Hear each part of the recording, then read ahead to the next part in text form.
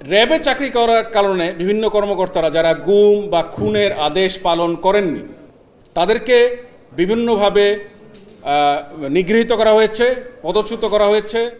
একজন lieutenant colonel সমান একজন কর্মকর্তা এই মগের মুল্লুকের রাষ্ট্রপতি যিনি ছিলেন তার এক অনুষ্ঠানে তার 20 জন এন্টুরাসকে অ্যালকোহল সাপ্লাই করতে বলা হয় তার এরিয়া কমান্ডারের একটা অনুষ্ঠানে।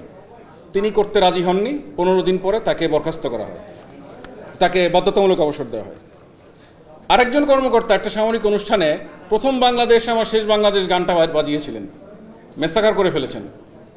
কারণ এই 2009 সালের পরে এই গান তো একটা অন্যায় হয়ে গিয়েছিল। এই গানটা বাজানো এবং আরেকটা সামরিক প্রশিক্ষণে শেখ মুজিবুর রহমানকে সামরিক নেতা হিসাবে পরিচিত করানোর প্রতিবাদ করেছিলেন। পরবর্তীতে সেই কর্মকর্তাকে বরখাস্ত করা হয়। তাকে 3 বার জেনারেল জিয়া গুম করার চেষ্টা করেন। সে অফিসার 3 বার ছাদ দিয়ে ড্রেন দিয়ে পালিয়ে এবং পরে দেশান্তরী হয়ে জীবন বাঁচান।